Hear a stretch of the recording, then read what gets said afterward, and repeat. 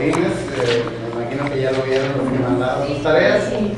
Y el objetivo de la clase de hoy es que revisemos todos los capítulos del libro que hemos visto. Les vamos a dar una pasada rápida.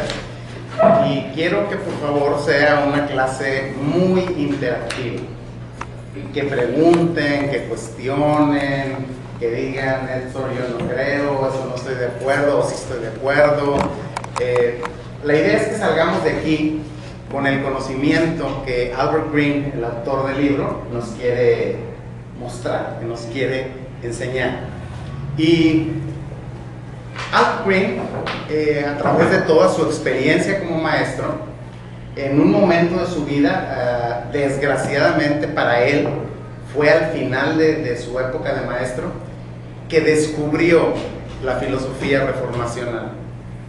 Y la filosofía reformacional cambió todo su panorama de todo lo que él pensaba y de todo lo que él hacía en la educación cristiana. Afortunadamente tenía los recursos para enderezar el barco de lo que él había hecho en la educación, y lo hizo, con resultados fascinantes, tremendos en la educación. Y a él le siguieron muchos otros. En el estado de Iowa hay una universidad muy importante que se llama el Dordt College, y allí estaba como maestro de filosofía un distinguido filósofo que se llama John Van Dyke. Y John Van Dyke tomó las ideas de Albert Greene y las llevó a la práctica prácticamente en todo Estados Unidos, con un éxito tremendo, ¿sí? Claro, no hubo mucha batalla porque el gobierno piensa otra cosa, y en algunas escuelas no se pudo implementar todo lo que John Van Dyke y Albert Greene heredaron, pero hicieron un trabajo fantástico. Y si nosotros aquí en México queremos tener éxito con nuestros niños, con nuestros jóvenes, necesitamos cambiar nuestra forma de pensar.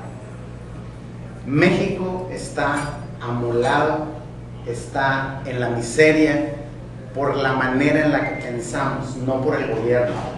El gobierno le conviene que estemos ignorantes, pero el pueblo en general es el que actúa mal. Por más que el gobierno se esfuerza, un ejemplo, seguimos tirando basura, seguimos pasándonos los altos, seguimos tratando de evadir impuestos, no le damos el asiento a las personas mayores, vamos a la tienda y creemos que no es robar agarrar una uva o un dulce, y eso es robar, y lo hacemos de manera tan cotidiana y nadie nos dice nada, porque es parte de nuestra cultura.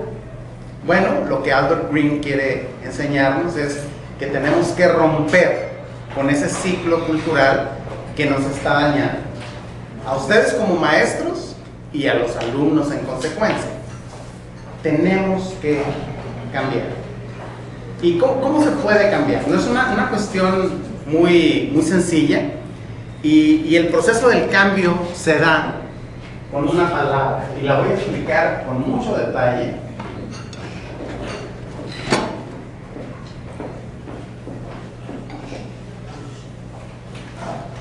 ¿Alguien me puede decir qué entiende por esa palabra? La han oído miles de veces, pero vamos a ver qué entiende. A ver, dime qué es cosmovisión. ¿Qué entiendes tú por cosmovisión? Recuerdo que es lo que nosotros, como vemos la forma, como vemos el mundo, la forma de nuestro pensar, es lo que me acuerdo. Muy bien. ¿Usted? La forma en que vemos el mundo, sus ideas o sus culturas, todo como lo percibimos. Muy bien. Bueno, eso es más o menos. Pero una definición muy acertada sería: es el concepto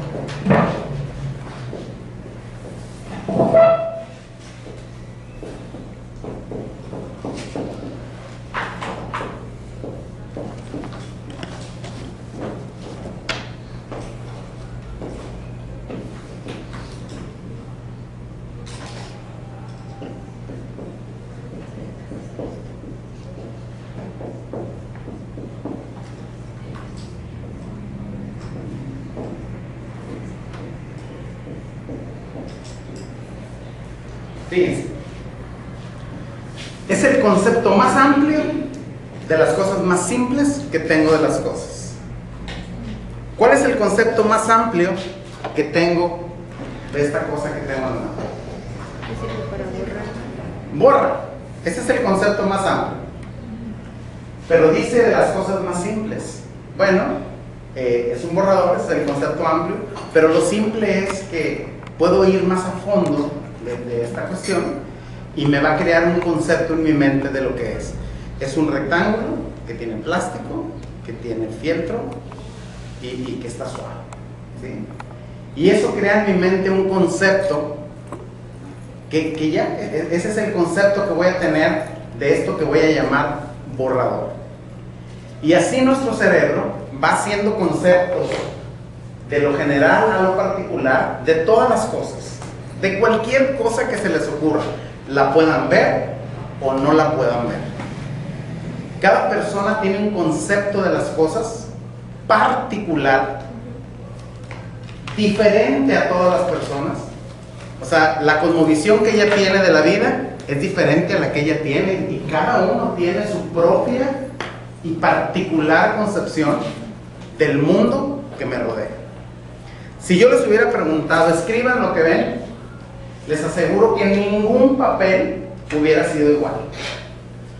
Algunos hubieran dicho, no, pues yo leí la palabra expo, otros no la vieron, o nada más han borrado crayón negro, está sucio, mancha las manos. Cada persona hubiese visto una cosmovisión diferente del borrador. Y de ese borrador salen todas las cosas. El vaso, el pan, la mesa, la silla, la cámara. Y cada uno lo va a explicar de manera diferente. Por lo tanto, podemos llegar a una conclusión. No hay una cosmovisión correcta o incorrecta, ¿sí? O sea, lo que él piense de la vida es lo que él piensa de la vida. Puede ajustar su cosmovisión de acuerdo a concepciones nuevas, pero lo que él en este instante piensa de la vida, eso es lo correcto para él, ¿sí? Si él piensa que tomar café es mejor que tomar jugo, lo hizo inconscientemente. Nadie lo obligó a que tomara café. Y los que están tomando jugo, porque decidieron tomar jugo y tomar leche, es parte de la cosmovisión. O hay quienes tomamos las tres cosas: leche, café y jugo. Y ese concepto amplio de las cosas es lo que forma en adelante la manera en la que yo voy a actuar en el mundo, ¿sí? Y a todo este concepto y conocimiento de las cosas se le conoce, ya que sabemos que es la cosmovisión, ahorita recuérdenlo, porque es muy importante, eso lo vamos a estar repitiendo. Para llegar a la cosmovisión necesito tener algo que se llama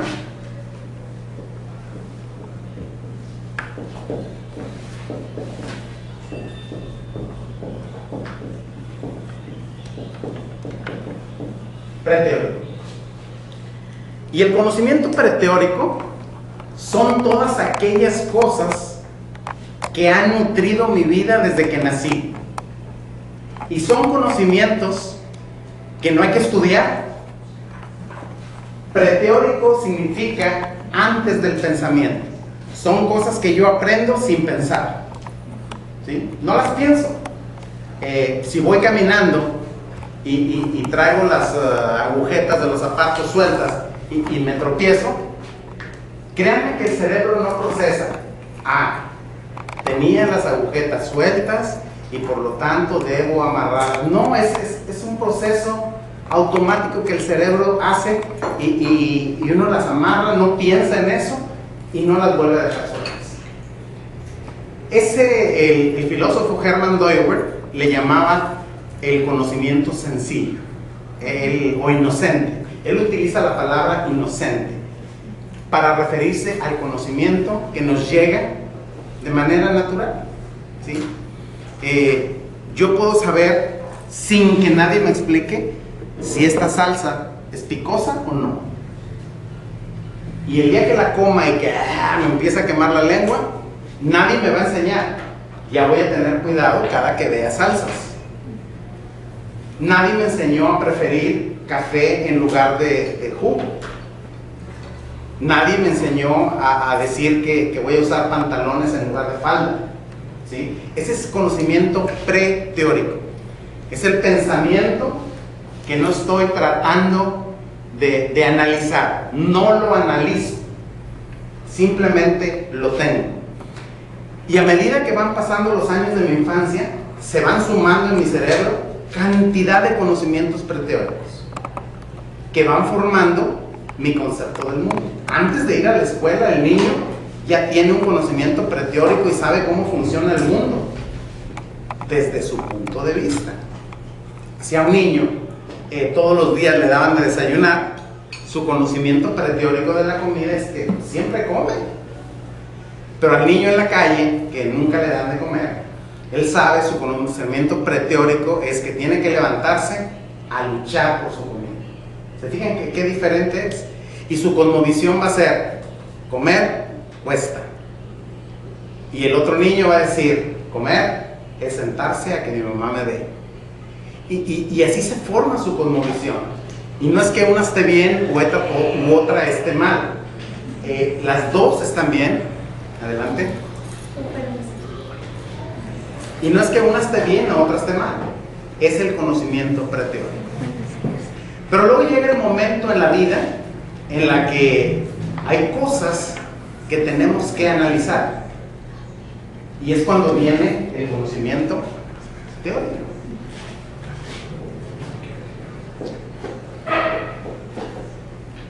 El conocimiento teórico es aquel que obtengo por estudio, aquel que obtengo por análisis, aquel que obtengo por investigación, y es el conocimiento que me puede llevar en alguna forma a cambiar mi forma de pensar. ¿Sí ven la diferencia? Difícilmente el pensamiento preteórico me puede llevar a ser una diferente persona, porque es el concepto que traigo arrastrando de toda la vida. Pero el pensamiento teórico es el que de repente me puede decir: oye, toda la vida había tomado jugo de naranja y resulta que el café es más rico en la mañana. Pero ya lo estoy analizando. Y ese análisis me lleva a tomar una decisión de que en lugar de pedir jugo, pide café. Parece una cosa tonta, pero sí sucede. Tomamos decisiones de ese tipo, ya no de cuestión preteórica, sino teórica. Y hay cuestiones más importantes. Decidir qué voy a estudiar, por ejemplo. Ese es un concepto donde influye la cuestión preteórica.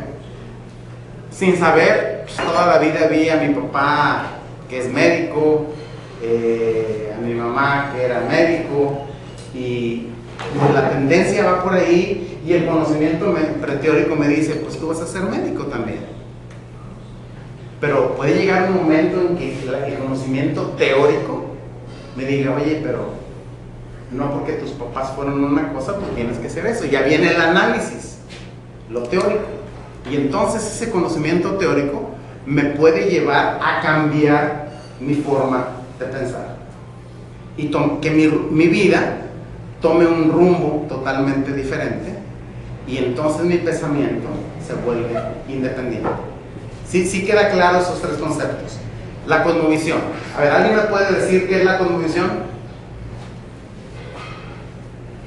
Es el concepto amplio que tengo acerca de las cosas. De las cosas simples. Así es. Exactamente. Eso es. Un concepto muy amplio de todas las cosas simples. Y eso forma todo lo que hago inconscientemente y de manera natural. ¿Y hay una cosmovisión mejor que otra? No. Todas las cosmovisiones son buenas. O no digamos buenas, sino es la acertada para mí porque es la que yo absorbí. ¿Se puede transformar la cosmovisión? Sí, la podemos transformar radicalmente cuando pasamos del pensamiento preteórico, o sea, el sencillo, inocente, al teórico. ¿Sí? ¿Cómo hacemos para que trabaje el pensamiento teórico en nosotros. Curiosamente, hay una rama del conocimiento humano que se dedica a analizar el pensamiento teórico, y es la filosofía.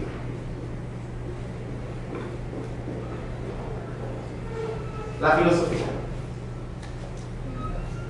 La filosofía, que significa amor a la ciencia o al conocimiento, a la sabiduría, amor a la sabiduría.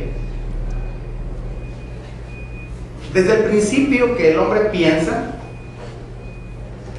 que está haciendo pensamiento teórico, el hombre se convierte en filósofo.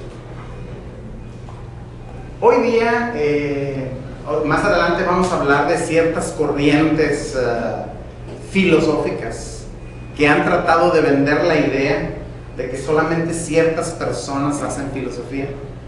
Pero créanme, cada uno de los que estamos aquí, todos somos filósofos, todos, en el estricto sentido de la palabra.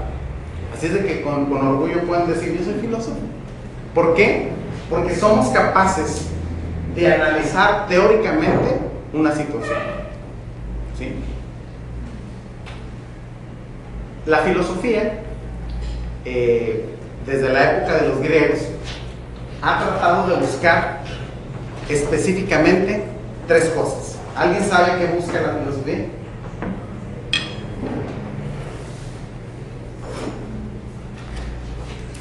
Muy interesante esto, porque nos va a llevar, ustedes como maestros, a la hora de que escogen sus materias, a la hora de que hacen su currículo, esto les va a ayudar tremendamente. La filosofía busca en general el origen del hombre,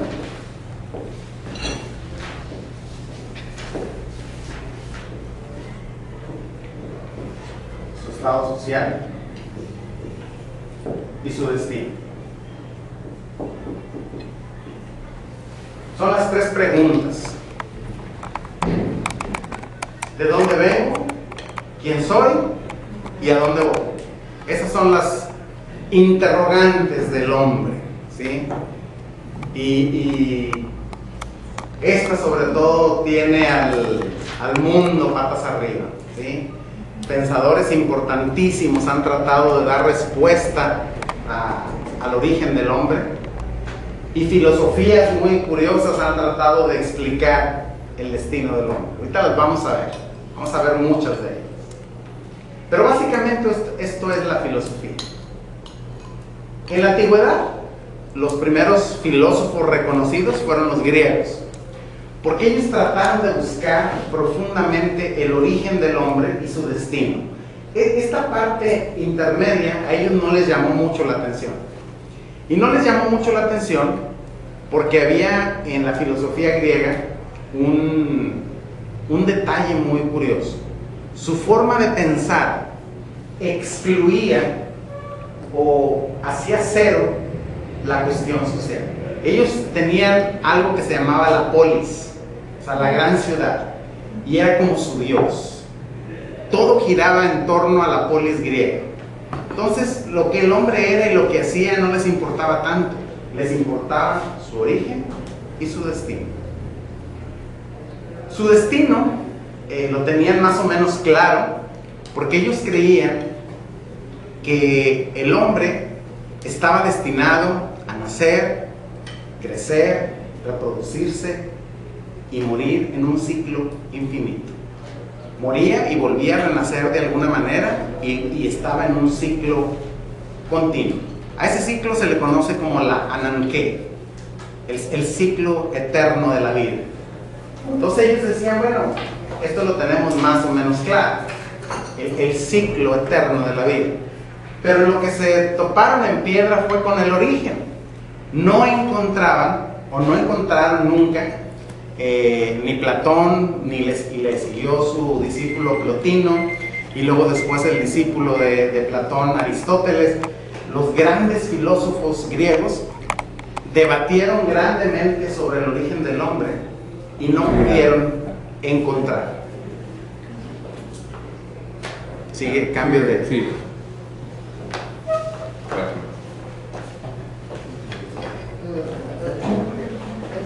estabas cansada. Ya el estreno. Muy bien, gracias. Y Aristóteles y Platón creían firmemente que había dos mundos separados. Uno que era el mundo físico, de lo que podías ver, de lo que podías tocar, de lo que podías sentir, y el otro era el ciclo de la vida, el ananqué, que no podías tocar.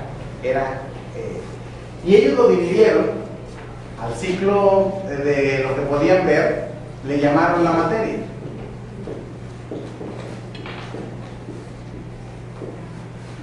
Y a todo lo que no podían ver, las cuestiones del alma, del ciclo eterno de la vida, le llamaron forma.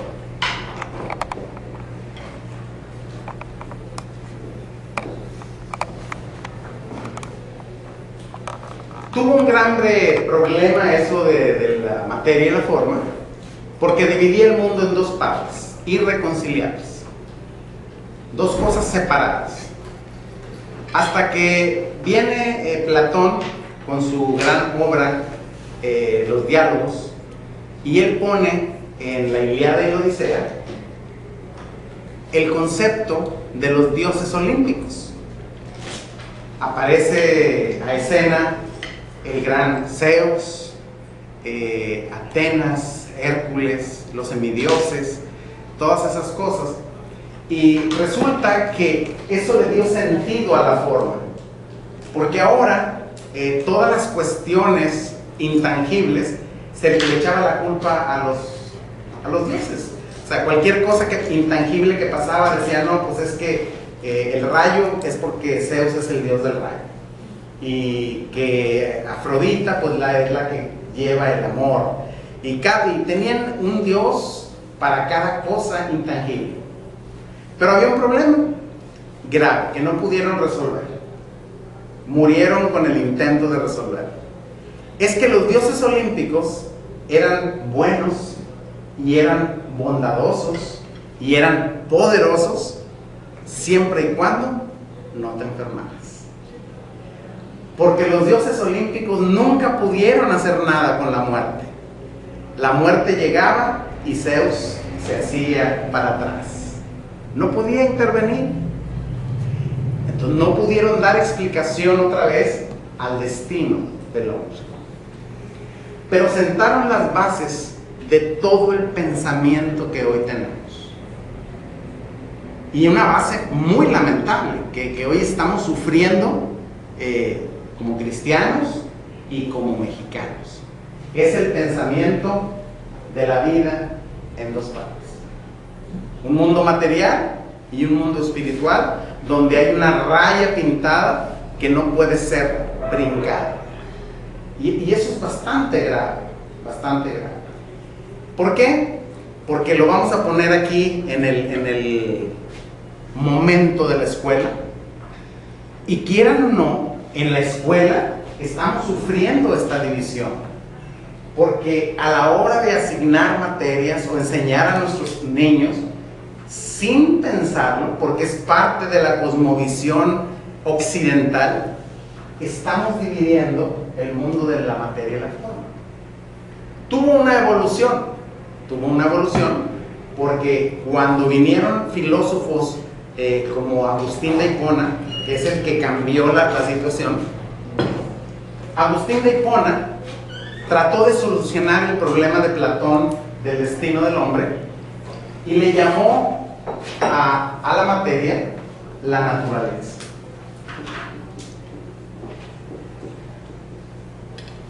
Y la naturaleza era todo el orden creado, todo lo que Dios hizo, ahí estaba en la naturaleza. Y trató de juntar estas dos cosas diciendo, bueno, Dios es el que rige por sobre todas las cosas en las cosas invisibles. Pero no pudo dividirlo y creó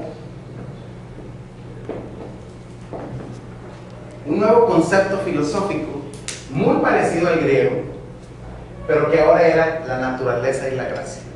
Donde la gracia es todo lo que concierne a Dios, a las cuestiones espirituales, y la naturaleza es todo lo que concierne a lo físico, a lo material, a lo científico, a lo que podemos medir, a lo que podemos tocar.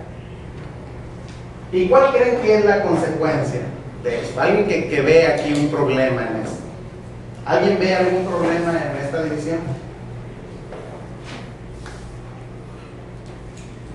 Pues como que hace ver que la naturaleza está así sola. ¿Que la naturaleza qué? Está como que sola. Eso. Sin ningún rumbo. Sí, sí, sí. Ese es el problema. Que el hombre poco a poco le fue dando a la naturaleza independencia. Mucha independencia. Tú dijiste sola, pero sí, primero sola y luego independiente. Ya en la Edad Media, la naturaleza empezó a tomar un significado mucho más importante. Después, ¿sí se acuerdan que hubo una época muy importante después de la Edad Media que se llama la Ilustración? Donde todo el mundo estudiaba y todo el mundo pintaba, hacía música, y el mundo creía que la razón y el pensamiento del hombre era lo más importante. Bueno, la naturaleza tuvo para el hombre en la época de la Ilustración, casi la subieron al grado de Dios, y un filósofo llamado Kierkegaard le puso madre. Y hoy día es muy común oír de la madre naturaleza. ¿No han oído eso? En anuncios de jabones, de mil cosas. Deja que la madre naturaleza te dé su aroma. Y el anuncio del Down, ¿verdad? Y la madre naturaleza le asignaron un rango independiente y muy importante. ¿Qué es lo que sucedió al darle esta independencia? Si esta raya estaba ya pintada para separar dos mundos, bueno, aquí hicieron una mega raya donde la naturaleza independiente estaba apartada de la gracia. ¿Y qué significa eso? Bueno, que el hombre, sin darse cuenta, porque no nos dimos cuenta, empezamos a vivir en un mundo doble. Un mundo doble. Donde puedo vivir mi vida espiritual con Dios, con sus normas, con sus leyes, pero si brinco la raya, esta raya, si me hago para acá, ahí no está Dios, ahí no están sus leyes y puedo hacer lo que yo quiera. Y entonces los hombres empezamos a vivir de esa manera. Un tiempo, en el momento, vamos a decirlo, los que acostumbran ir a la iglesia los domingos, el domingo me brinco la raya y vivo en este lado. Soy bien bueno y a todo el mundo le digo mi hermano y canto coritos y no digo palabrotas y todo eso. Pero termina el domingo y me brinco la raya y digo palabrotas, me emborracho, adultero, miento y hago un montón de cosas. Y no hay cargo de conciencia.